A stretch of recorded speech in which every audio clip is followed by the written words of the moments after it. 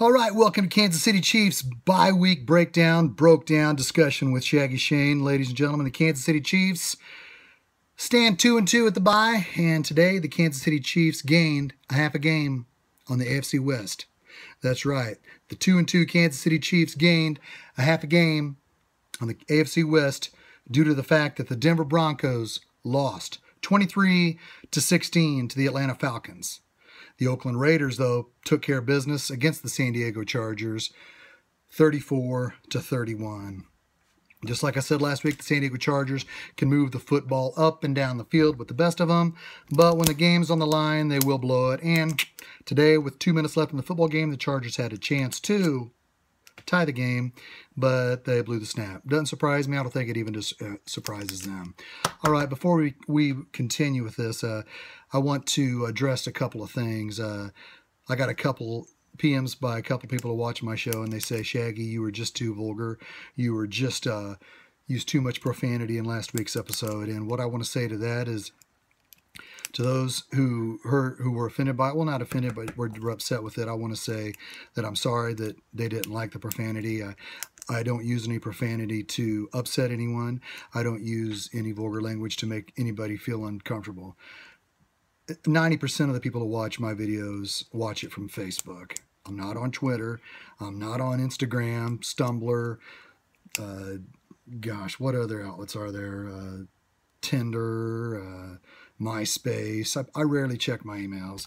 So the people that see my videos, 90% of them see them from Facebook alone. And the people that see my videos are the people who are friends of mine that a lot of people on my Facebook I gained from, having an audience with Warpaint Illustrated when I worked for 4 years doing Warpaint TV with Nick Athen and Justin Olson. So I will continue to put disclaimers and let everyone know what you're going to see, because I know when I say rated R on my videos, I know that you don't want to watch me raising hell on your phone in the doctor's office or at church or out on a date or in the library. I don't have any sponsors. I'm not about making any money. I'm just a diehard Chiefs fan, and what you see is what you get. I'm just going to keep it real. It's going to be emotion. I'm a diehard Chiefs fan, and I appreciate everybody enjoying my show.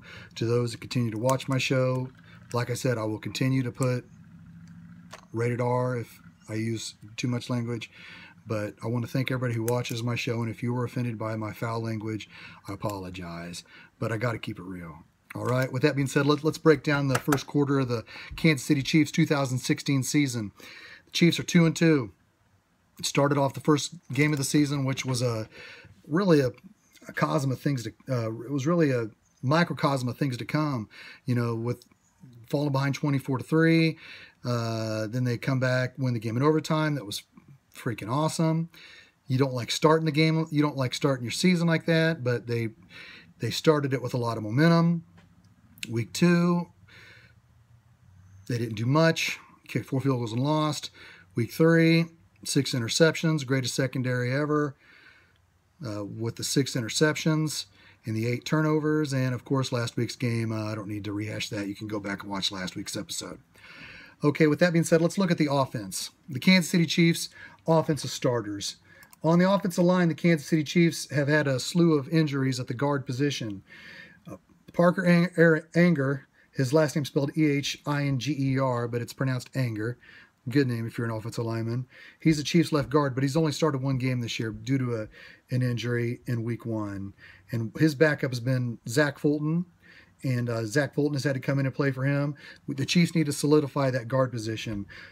At the right guard position, Lawrence Duvernay-Tardif, our right guard, he's been hurt, but he came back and he's played last week. Mitch Morse, the center. I don't like him. A lot of people think he's a great center, but I just don't like him. He was hurt the majority of last year's 10-game winning streak, and Zach Fulton filled in for him greatly. And in my opinion, I wish Zach Fulton was a Kansas City Chiefs starting center.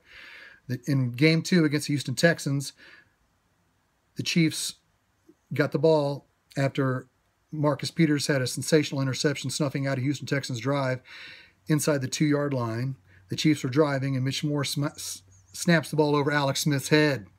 Can't do that. I like Zach Fulton at center. So, but we'll have to see how that unfolds. At right tackle, we got Mitchell Schwartz, a big free agent acquisition that we got from the Cleveland Browns. He's a good right tackle, but he's got to play better. Eric Fisher, left tackle, he's got to play better as well. The offensive line needs to come together as their own, but they need to solidify the guard position. They need Anger to play, and they need Tardif to play solidly.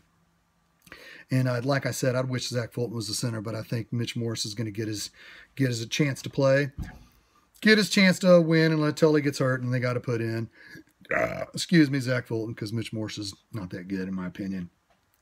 Wide receivers, I think they played pretty well. Jeremy Maclin, Chris Conley, Travis Kelce, they played pretty good. Travis Kelce's got his own show, and in my opinion, if you guys like watching Travis Kelce and all these girls that love him, more power to you. But I'm not going to watch 1 second of that. That's lame. I don't want to see my freaking tight end living a lifestyle that's trying to get girls because he can't meet anybody else anywhere else, or he just wants to meet them on a freaking date show. I think it's freaking lame, man.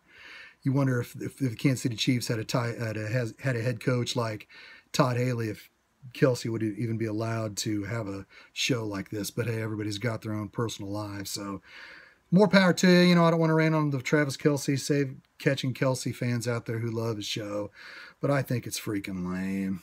Freaking lame, man. I want to see Travis Kelce practice and becoming a better tight end. Shouldn't you win? Shouldn't you become a Super Bowl contest? Shouldn't you make it to the Super Bowl for your have your own reality show? Yeah, he's got all the potential to be the second or third best tight end in the National Football League. But, man, your own reality show, I'm sorry. Again, I don't want to rain on the ladies who love watching Travis Kelce, but I think it's kind of lame. All right, let's look at the defense, ladies and gentlemen.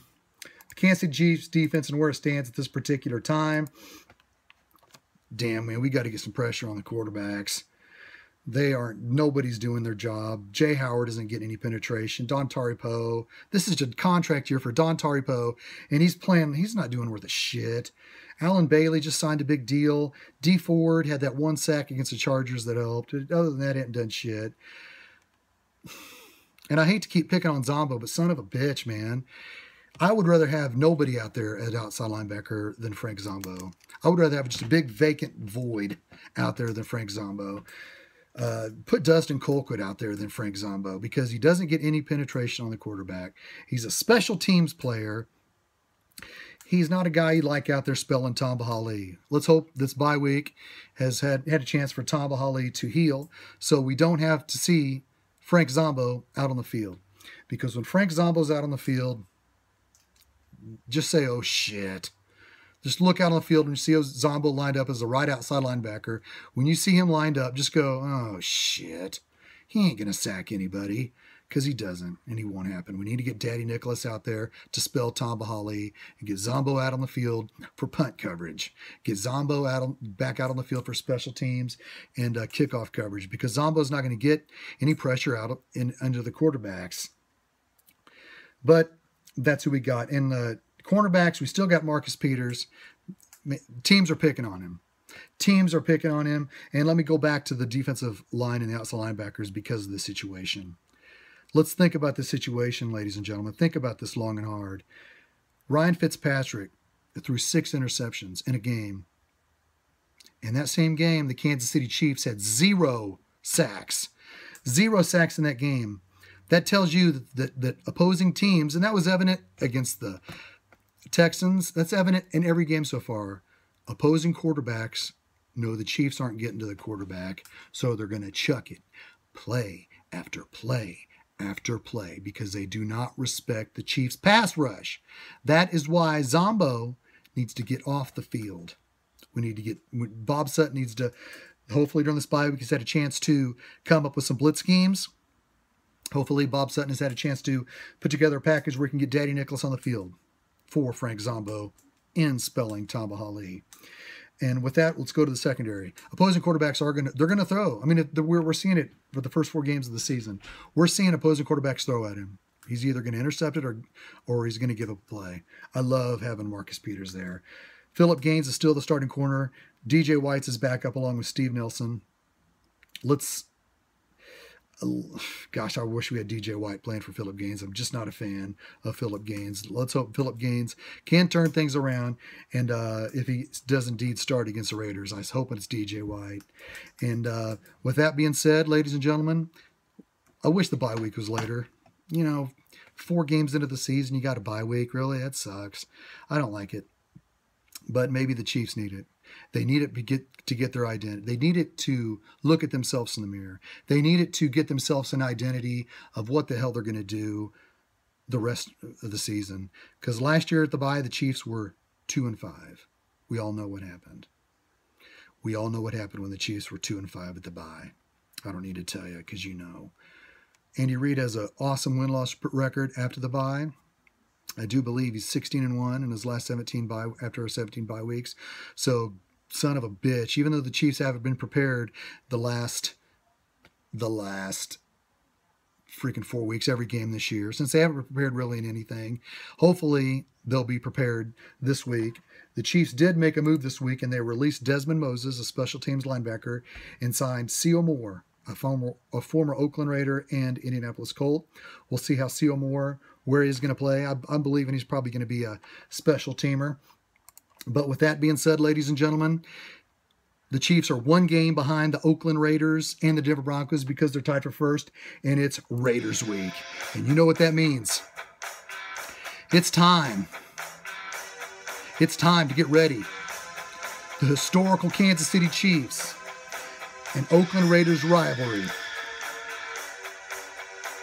It makes your hair stand on your arms. It gets everybody pumped up.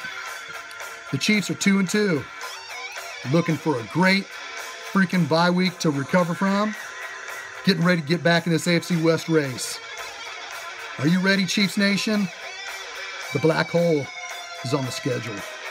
And you know what? The Chiefs are coming. We had our bye week to prepare. It's time. Until next time, this is Shaggyshane saying, go Chiefs.